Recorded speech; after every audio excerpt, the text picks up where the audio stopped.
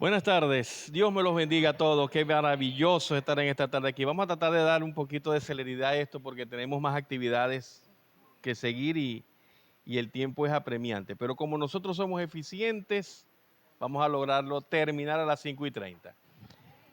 ¿Ok? Pero bueno, Dios siempre es el que detiene el tiempo. Yo siempre he dicho que cada vez que uno predica la palabra del Señor, el tiempo se detiene. Y más cuando estamos entendiendo y nos está gustando lo que estamos explicando.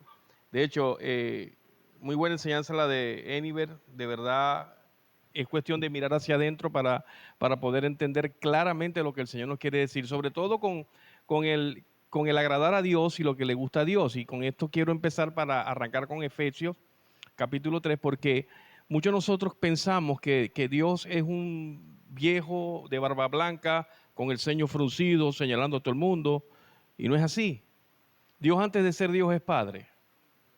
Antes de ser Dios es Padre. Fíjate que el Padre nuestro dice, danos hoy el pan nuestro de cada día y perdona nuestras ofensas. No dice perdona nuestras ofensas y danos hoy el pan nuestro de cada día. Primero da el pan y después perdona, porque antes de ser Dios es Padre. Amén. Qué bendición es esto. Ok, vamos a continuar entonces con el libro de los Efesios. Dígame. ¿Por qué dejaste ir a Eniver?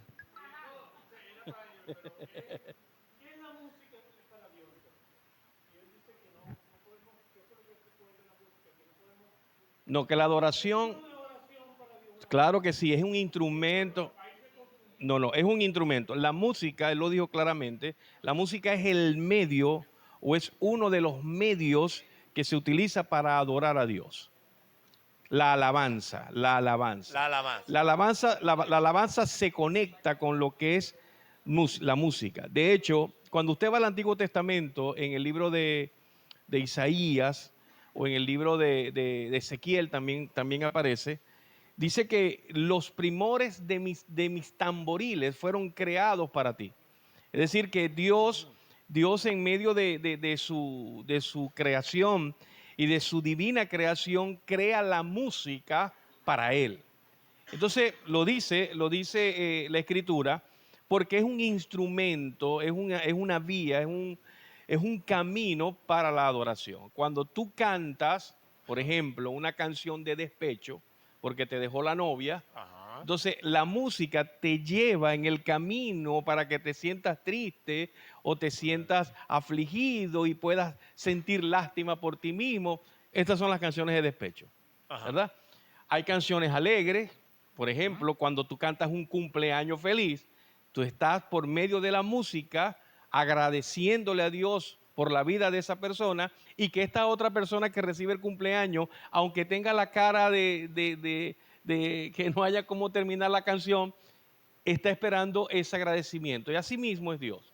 Por eso es que la música es un canal, es Ok. un instrumento para la adoración. Pero la verdadera adoración, Henry, y esto que te quede claro y que nos quede claro a todos, la verdadera adoración, mucho más allá de la música, de la alabanza, de la poesía, de todo lo que tú puedes hablar bien de Dios, es la obediencia. Ese es el switch que marca la adoración al Señor. Amén. Qué bueno. Vamos entonces de una vez al libro de los Efesios en el capítulo 3. Ya el pastor que me antecedió con el capítulo número 2 les habrá dado esta conexión que habla con el capítulo número 3. Y antes de leer todo el capítulo, porque apenas son unos 21 versículos que tiene el capítulo, lo leemos rápido, nos habla básicamente de un tema central que es el misterio de Dios. Ese misterio de Dios revelado a los gentiles que hoy en día lo revela la iglesia.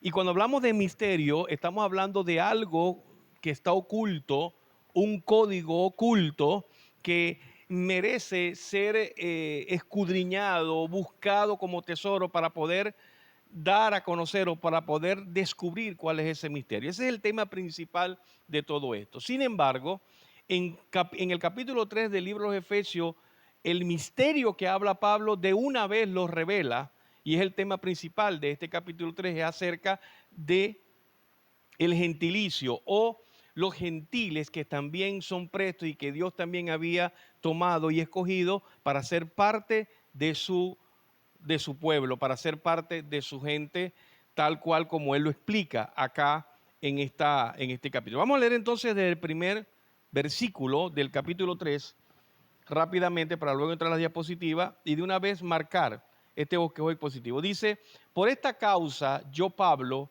prisionero de Cristo Jesús, por vosotros los gentiles, si es que habéis oído de la administración de la gracia de Dios que me fue dada para con vosotros, que por revelación me fue declarado el misterio. Ahí empieza la palabra. Como antes lo he escrito brevemente, es decir, a otras cartas que escribió Pablo, leyendo lo cual podéis entender cuál sea mi conocimiento en el misterio de Cristo. Misterio que en otras generaciones no se dio a conocer a los hijos de los hombres, como ahora es revelado a sus santos apóstoles y profetas por el Espíritu. Que los gentiles son coherederos y miembros del mismo cuerpo y copartícipes de la promesa en Cristo Jesús por medio del Evangelio, del cual yo fui hecho ministro por el don de la gracia de Dios que me ha sido dada según la operación de su poder. A mí, que soy menos que el más pequeño de todos los santos, me fue dada esta gracia de anunciar entre los gentiles el Evangelio de las inescrutables riquezas de Cristo y de aclarar a todos cuál sea la dispensación del misterio escondido desde los siglos en Dios, que creó todas las cosas. Hago un paréntesis acá.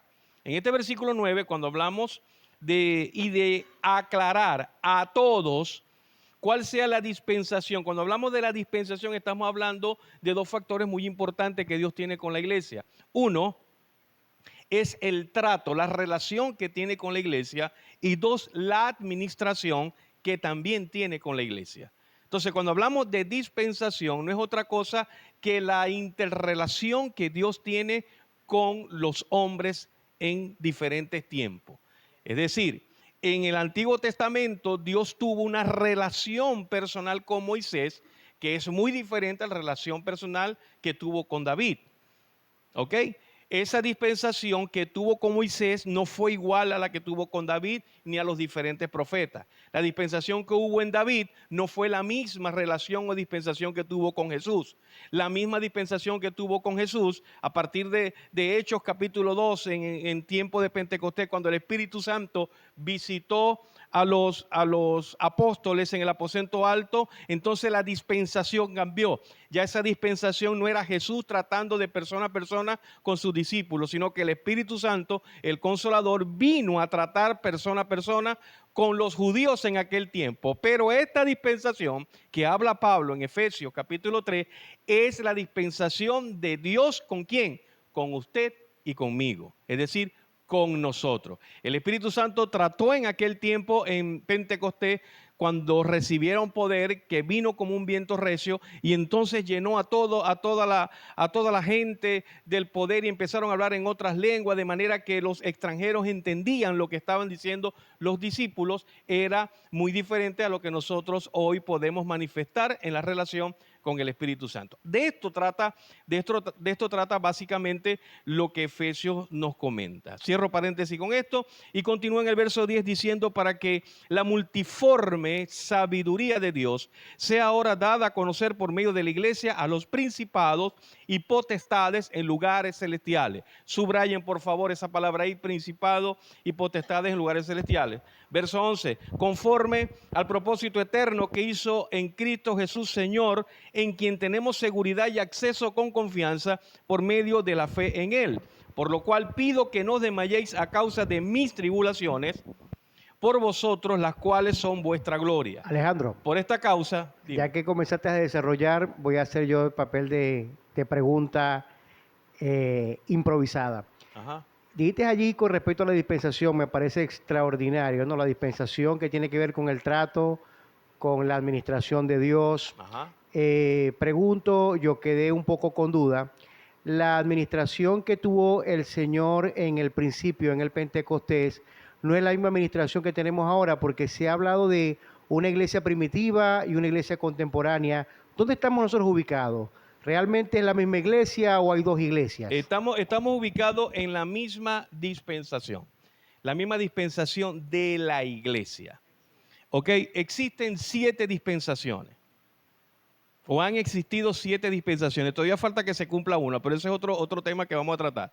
Pero estaba la dispensación, la dispensación del reino, que es la próxima, después de la dispensación de la iglesia, después estaba la dispensación, antes de la iglesia estaba la dispensación de la ley, antes de la ley estaba la dispensación del pacto adámico, y en fin, esas 7 dispensaciones, que no voy a hablar con esto porque no nos da tiempo, pero esas dispensaciones hoy trata. A partir de Hechos capítulo 2, en tiempo de Pentecostés, nosotros estamos en la misma era, no hemos cambiado, no existe otra época. Estamos en la misma época desde tiempo de Pentecostés. Ahora, el trato, la dispensación o la administración sí cambia de acuerdo al tiempo. ¿Ok? Cambia de acuerdo al tiempo, pero no cambia el principio. Y esto es importante entenderlo. ¿Ok? En aquel tiempo hubo un caso, por ejemplo, de los apóstoles que recibieron poder y empezaron a hablar en idiomas. De manera que los macedonios, los griegos, los que eran del Ponto, los que eran de Capadocia, entendían lo que los apóstoles estaban diciendo en el idioma de ellos. Hoy en día, ni que usted se trague hoy en día Open English, si no estudia, no va a hablar inglés. En aquel tiempo se pudo lograr. Ese fue un trato muy diferente. Hoy en día, las revelaciones que da el Espíritu Santo es las mismas revelaciones que se dieron en otros tiempos. Ahora, continúo. Entonces, dice en el verso 13, por lo cual, pido que no desmayéis a causa de mis tribulaciones por vosotros, las cuales son vuestra gloria. Por esta causa, doblo mis rodillas ante el Padre de nuestro Señor Jesucristo, de quien toma nombre toda familia en los cielos y en la tierra. Y aquí me voy a detener un poco para entonces entrar a lo que es la clase como tal, ¿no? ¿Qué pasa con el capítulo 3 de Efesios, ¿no? Y es que la revelación del misterio en Cristo y que Dios se lo ha revelado a Pablo como tal, hace que nosotros, los gentiles, estemos incluidos dentro del pacto de Dios. Recuerden que Dios, cuando vino en las dispensaciones pasadas o en las relaciones pasadas, vino para un pueblo específico, para el pueblo judío. Los gentiles no tenían cavidad en ello, no podían entrar dentro de ese círculo. Sin embargo, cuando usted conoce la historia, se da cuenta que los gentiles o los extranjeros no podían participar absolutamente en nada que ellos tuviesen con Dios. Hasta que la revelación en el mismo capítulo de Hechos, cuando el mismo Pedro, sintiendo el celo por cuidar su estirpe y por cuidar su relación con Dios judíamente, entonces se le aparece un ángel y le dice: ve a casa de Cornelio, parafraseando lo que dice la Escritura, porque se requiere que tú le predicas a ellos. Ahí fue donde él entendió, luego de haber visto aquella imagen que aparecía en el cielo y un ángel le dijo: Pedro, mata y come, y él dice: no puedo comer porque no puedo comer cosa inmunda, y le repite la voz y le dice: no digas inmundo lo que ya Dios ha purificado. Ahí fue donde él entendió: ok, ya el evangelio no es solamente para los judíos, sino que también es para los gentiles. ¿Quién era Cornelio? Cornelio era un romano también que creía, era un centurión que creyó en Dios y no era judío, era un gentil. Y entonces a partir de allí empezaron a florecer tantas cosas.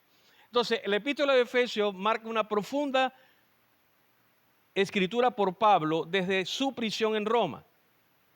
Y revela que el misterio de Dios a los gentiles, y contiene una poderosa oración para los creyentes. Esta oración, que es la última parte que Pablo hace, lo que nosotros en la teología llamamos la doxología. Pablo hace una una oración por gentiles y judíos tan impresionante que los comentaristas decían que era el mismo Dios que estaba orando por los hombres y mujeres gentiles y judíos en aquel momento. Y exploraremos acá en este estudio cómo este capítulo muestra el propósito eterno de Dios en Cristo y su relevancia para nosotros en el día de hoy. Y es allí donde nosotros hacemos el hincapié acerca de la relación que hoy tiene Dios con nosotros, que no somos del pueblo judío, que somos gentiles, que somos extranjeros al pueblo judío, pero que tenemos la misma herencia y la misma coherencia juntamente con el Señor.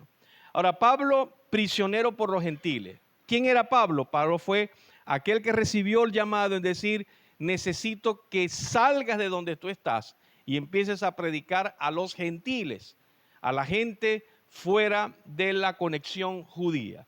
Entonces, Pablo escribe desde su prisión en Roma como prisionero de Cristo, eso lo vimos ya en los primeros capítulos, donde él estaba preso, y hablaba también de lo que es la gloria y las tribulaciones que eran para la gloria de los efesios. ¿Por qué?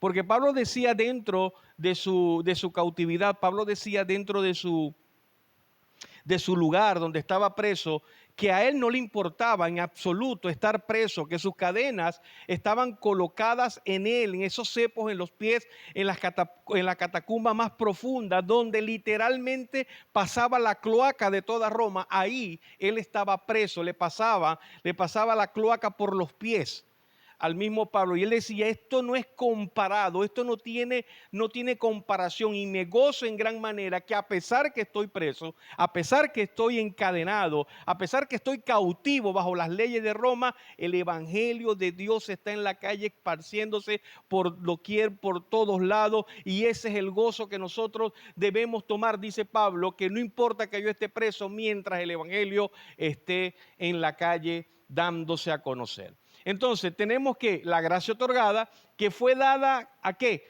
A los gentiles, ¿a través de quién? De la predicación de Pablo.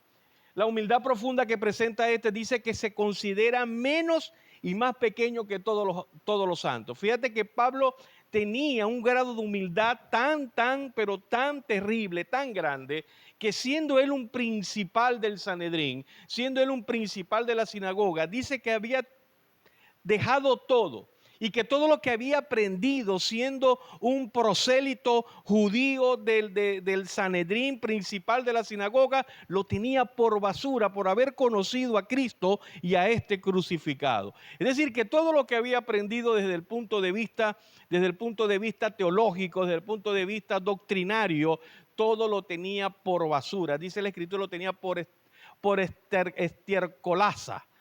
Y hay otra versión que lo dice más claro, lo tenía por caca, por pupú de hombre. Porque el estiércol es el desecho de los animales. Pero él decía, lo tenía todo por basura, por conocer a Cristo y a este crucificado. Las riquezas inescrutables, encargado de predicar las inescrutables, ¿qué? Riquezas de Cristo. ¿Por qué se llama riquezas inescrutables? Porque no tiene comparación. Las riquezas de la sabiduría del Señor. No tiene comparación y no tiene discusión de tan bueno y tan agradable que es tener el tesoro de la sabiduría de Jesús, de la sabiduría del Señor. Y nos habla también acerca de ser administrador fiel, designado como ¿qué? Como administrador de la gracia de Dios para los gentiles. Mire, el trabajo que tuvo Pablo fue muy difícil. Y él lo dice acá en el libro de los Efesios y particularmente en el capítulo 3. Porque en el momento que Pablo estaba escribiendo esta carta, no crea que lo estaba escribiendo tranquilo. Es que aparte de estar preso, también tenía persecución de sus amigos, de los otros apóstoles que con él estaban, de Marcos, de Juan Marcos, del mismo Pedro, de los discípulos que caminaron con Jesús en aquel tiempo.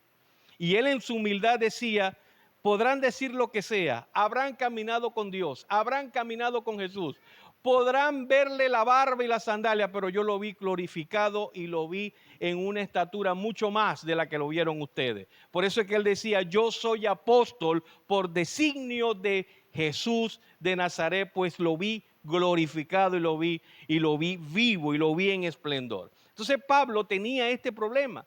Pablo contendía también con su misma clase, porque no podían entender que Pablo había sido llamado para un ministerio totalmente diferente al que tenían los discípulos en aquel tiempo.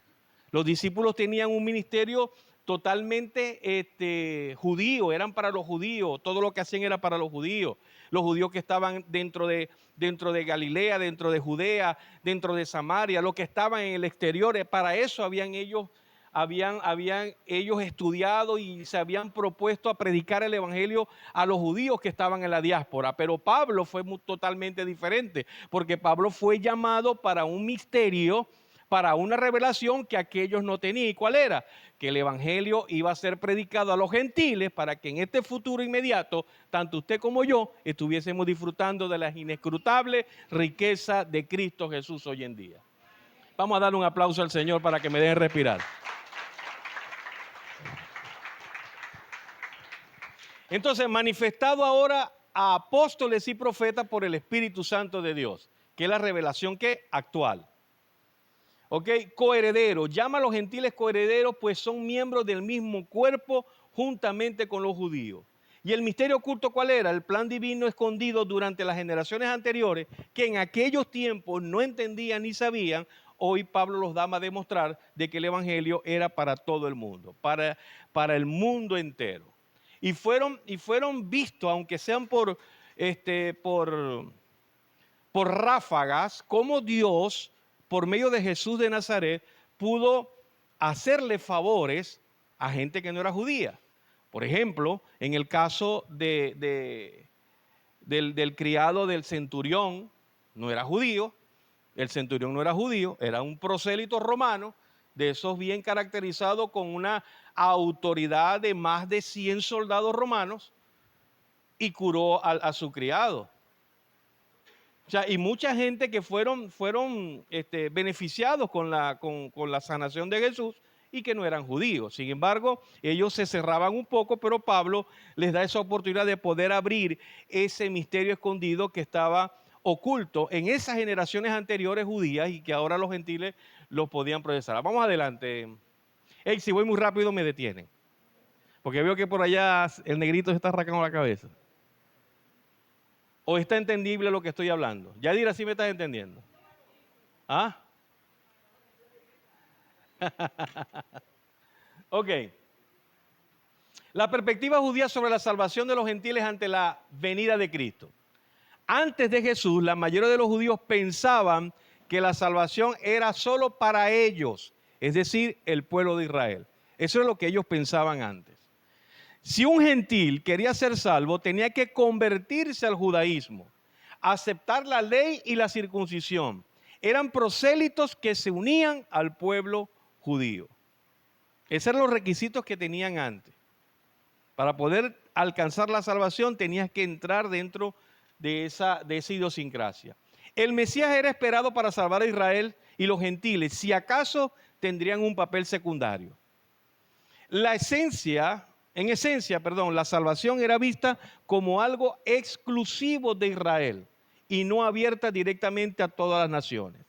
Los gentiles estaban separados de Cristo, excluidos de la ciudadanía de Israel, ajenos a los pactos de la promesa, sin tener esperanza y sin Dios en el mundo. Eso lo podemos ver aquí mismo en el capítulo 2. Pero fíjense algo, todo esto era lo que pensaba el judío.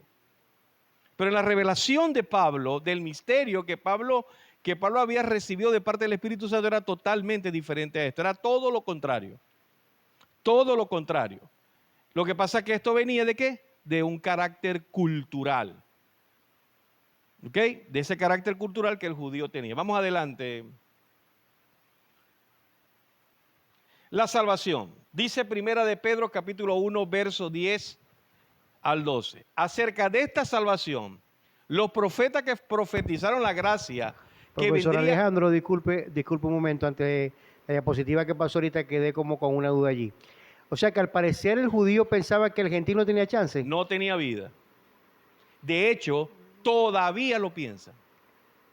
O sea, que todavía ellos tienen el Todavía misterio. ellos lo El piensan. misterio como tal no Correcto. existe, no existe para ellos. Para ellos, mira, que eso es tan... No, las guerras son por otra cosa, pero que también puede ser parte de lo que ellos crean en su cultura. Y me voy a detener un momentico acá, permiso, porque todavía tenemos 15 minutos más. Ya va yo.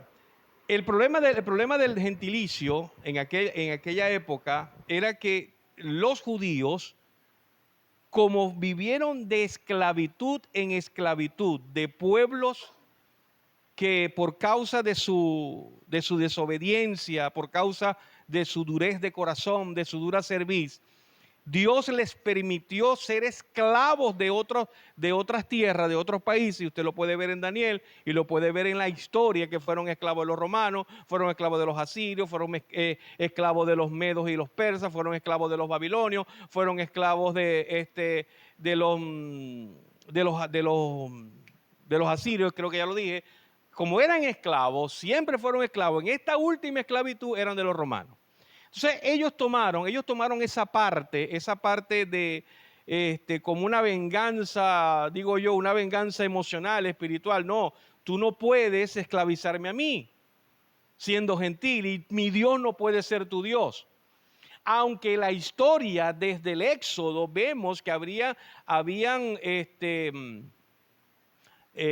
egipcios que se fueron dentro de la comarca de los hebreos, y ellos alcanzaron la salvación, no murieron cuando murieron los primogénitos de los egipcios.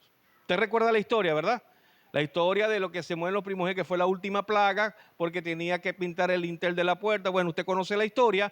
Aquellos egipcios que estaban dentro de las casas, que algunos eran servidores, algunos creyeron, algunos se tomaron en consideración, entraron a la casa de los hebreos y no murieron. O sea que hubo en cierta parte salvación de los extranjeros. O sea, que habían gentiles que admiraban la religión judía.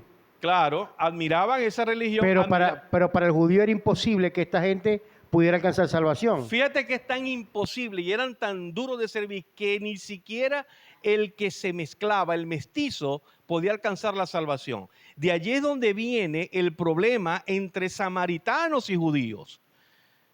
No sé si usted conoce la historia de la mujer samaritana que estaba en el pozo de agua, y cuando llegó Jesús, que le pide agua. Bueno, y para hacerte corta la historia, hay un momento que la samaritana le dice, pero es que judíos y samaritanos no se aman entre sí, no se quieren entre sí. ¿Por qué? Porque el judío era tan testarudo con su estirpe, con su raza, que ellos no podían permitir que un judío puro se mezclara con un extranjero, porque entonces eran los mestizos, y de allí vienen los samaritanos. La pastora dice acá que eran muy judíos. Eran judíos pero con O. Excelente Entonces respuesta. todavía son así. Todavía son así. Claro que no. De hecho, ellos todavía en la fiesta de Pascua, en la cena de Pascua, ellos dejan una silla como símbolo, claro. Ellos lo hacen cultural. Y fíjate qué bonito es, ¿no? Ellos culturalmente dejan una silla en la cena, y el niño va hasta la puerta, abre la puerta, y luego cierra la puerta y se devuelve y se sienta a la mesa y le dice, papá, Elías no ha llegado todavía. Entonces ellos, en el plato que le colocan al profeta Elías, simbólicamente derraman el vino y le ponen la comida, y luego ellos activan la cena. Fíjate que ni siquiera el Mesías, porque ellos todavía están esperando al Mesías.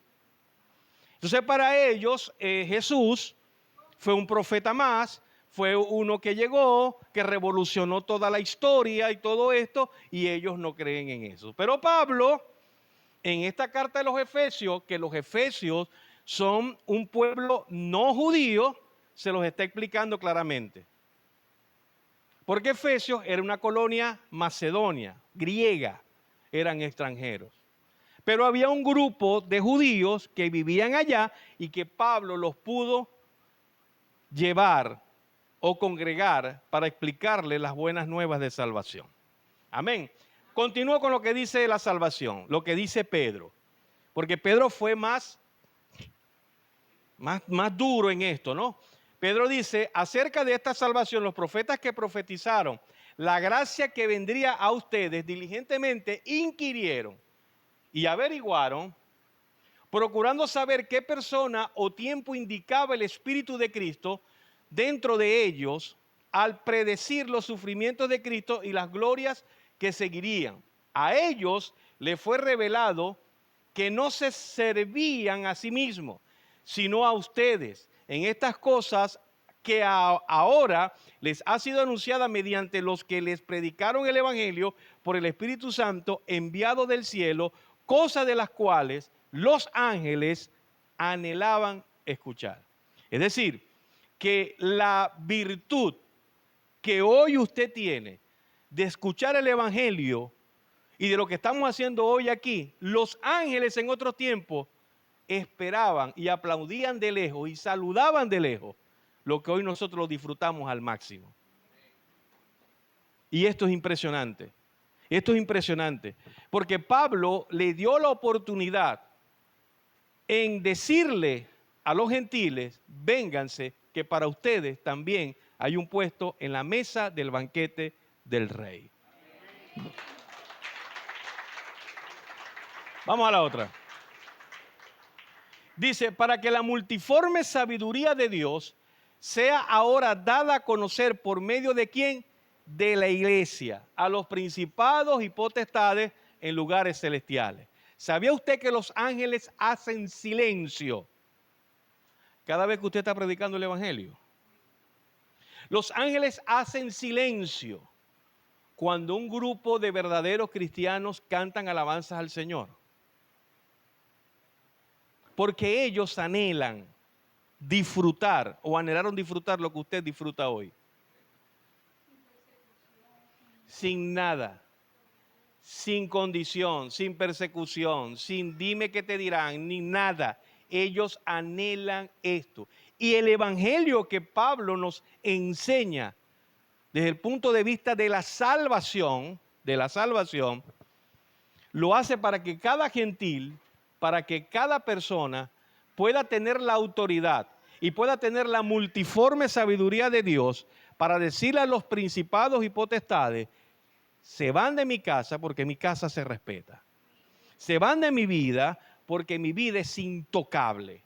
Y ellos tienen que saber que quien está dentro de ti, gobernando como el Espíritu Santo de Dios, tiene mucho, mucho más poder que aquel que te susurra en el oído y te dice, no tienes vida, no tienes chance, naciste por accidente y hoy en día eres un perdedor. Tú puedes decirle, ¿sabes qué? Te callas, porque yo fui creado y fui hecho y fui solicitado y fui predestinado de parte de un Dios todopoderoso para pararme aquí de pie y decirte a ti, demonio, pajarraco feo, no te vista porque no vas, porque quien manda en mí es mucho más grande que lo que está allá afuera. Y esto es importante. Y esto es importante porque dice la Escritura que para que la multiforme sabiduría de Dios sea ahora dada a conocer ¿a quién?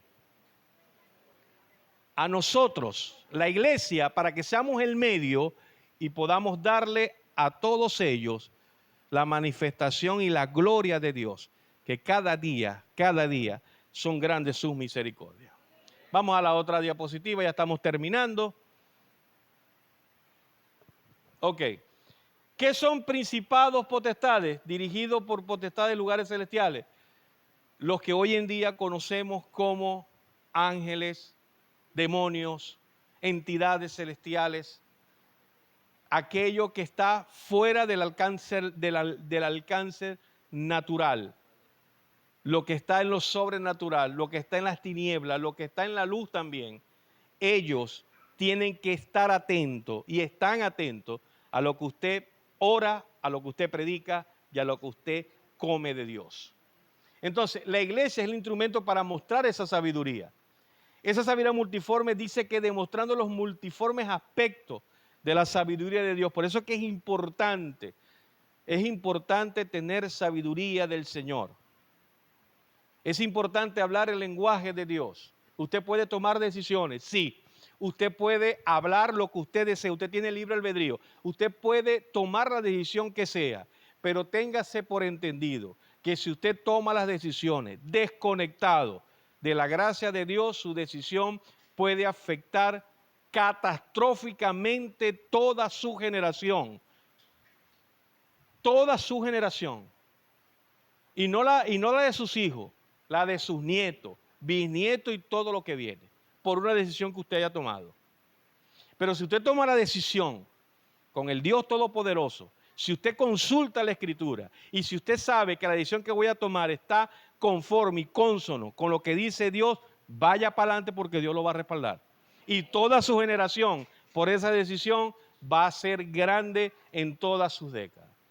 Entonces, ya hablamos de principados, quiénes eran y a quién va dirigido, y el propósito eterno que es establecido en Cristo Jesús desde antes de la creación. Es decir, que ese propósito ya estuvo predestinado en usted, predestinado en el pueblo gentil, predestinado en todo aquel que alcanza la salvación por la fe y por la gracia que Él derramó sobre cada uno de nosotros.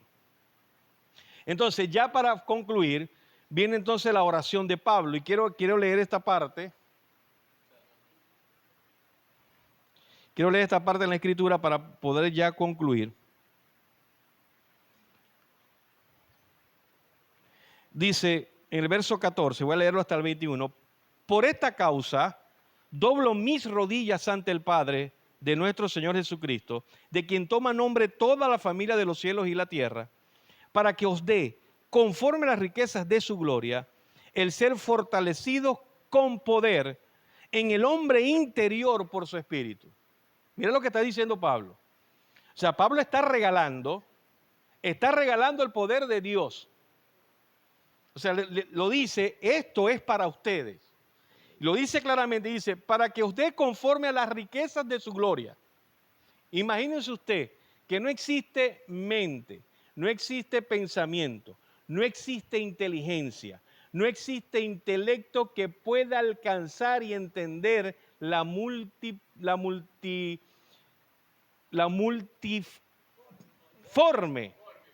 gracias de Dios. O sea, no hay mente. Es más, la mente a nosotros no nos da para entender el amor de Dios. No tenemos esa capacidad. Y fíjate que Pablo dice, les regalo a ustedes prácticamente, dice, doblo mi rodilla para que os dé conforme a las riquezas de su gloria, el ser fortalecidos con el poder en el hombre interior por su espíritu, para que habite Cristo por la fe en vuestros corazones, a fin de que arraigados y cimentados en amor, seáis plenamente capaces de comprender con todos los santos cuál sea la anchura, la longitud, la profundidad y la altura, y de conocer el amor de Cristo que excede a todo conocimiento, para que seáis llenos de toda la plenitud de Dios. Y aquel que es poderoso para hacer todas las cosas mucho más abundantemente de lo que pedimos o entendemos, según el poder que actúa en nosotros, a Él sea la gloria en la iglesia en Cristo Jesús por todas las edades, por los siglos de los siglos. Amén. Es decir, que Pablo en esta doxología está entregando y te está dando la facultad, la facilidad de que puedas entender que el mismo poder de Dios y la multiforme gracia de su Espíritu, el poder que contempla y toda la gloria, te lo está entregando en tus manos, para que tú puedas demostrar y puedas ser prosperado y puedas conocer la plenitud de aquel que lo llena todo y en todo. Es decir, no es meterse a cristiano, no es ir a la iglesia, no es venir a los devocionales, no es hacer las cosas que nosotros hacemos, va mucho más allá, es de adentro hacia afuera. Esas son cosas que nosotros hacemos primero para que tengamos coinonía entre nosotros, que podamos disfrutar de una semana juntos, de adorar juntos, de alabar juntos, de hacer todas estas cosas que hacemos durante toda la semana, que vengamos un miércoles y adoremos y alabemos y nos riamos y nos pongamos aquí a disertar la palabra de Dios, pero va mucho más allá, muchísimo más allá. Porque nuestra mente no nos da, no da el poder entender esa gracia. Y sin embargo, Pablo dice, no importa que no lo entiendan, agárrenlo, metan la mano en la gloria, que esto es para nosotros, esto viene para administración de nosotros, esto lo puso Dios para nosotros. Y por eso hoy en día puedo decir que los gentiles en aquel tiempo, los judíos, perdón, en aquel tiempo, con el celo que tenían de no darle Dios a nadie, ahora Pablo dice, se equivocaron, porque no le van a dar un pedacito de Dios a los gentiles, es toda la plenitud de aquel que lo llena todo y en todo según el poder que actúa en nosotros. Amén. Muchísimas gracias. Dios me lo bendiga. Que Dios me los guarde.